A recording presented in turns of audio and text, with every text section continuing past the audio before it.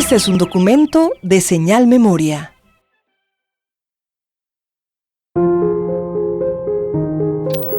En los medios de la gente dedicada a la historia, a la filosofía de la historia y a los problemas de la cultura,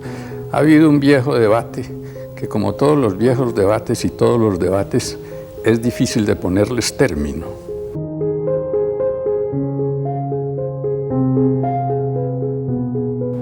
Yo creo que uno de los legados del profesor Jaime Jaramillo Uribe es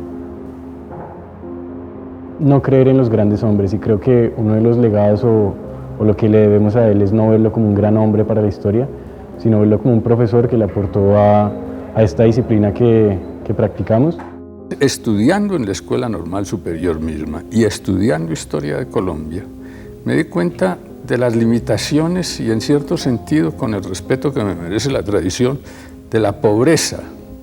de la historiografía colombiana. Esa historia dejaba por fuera una enorme cantidad de aspectos de lo importantes de la historia. Dejaba por fuera a muchos de los actores de la historia, que no son solamente los grandes personajes, sino otros, etcétera, etcétera. Dejaba por fuera la historia de la formación de la economía nacional, dejaba por fuera muchos aspectos de la cultura. Se embarca en un proyecto con el Ministerio de Cultura y de Educación, por allá en los años 70-80, junto con sus estudiantes de la primera generación de historiadores de la Universidad Nacional, como Jorge Orlando Melo o Germán Colmenares, de cambiar esa perspectiva de ver la historia lineal, narrativa, anecdótica de grandes hombres, sino que la historia parte desde un presente y nos debemos preguntar por qué es necesario estudiar la historia de nuestro país para entender lo que somos en la actualidad. El primer deber de una persona bien formada en cualquier disciplina es tener un sentido crítico, no solo de los otros y de lo que hacen los otros, sino de lo que hace la misma persona y de lo que hace el grupo al cual pertenezca y el sector, podríamos decir, científico o académico. Hay que tener también sobre la nueva historia un sentido autocrítico. Nos enseña que la historia debe tener un vínculo político, sí, pero no puede estar alejado de lo social, lo económico, bueno, y la visión interdisciplinaria.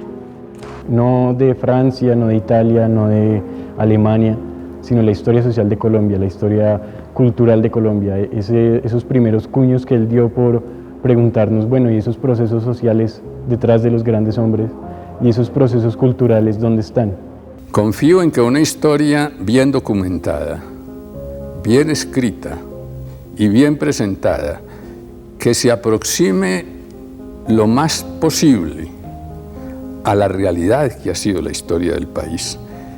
eso solo es suficiente para transmitir a la conciencia de las personas un aprecio por el país, un fervor por él, una admiración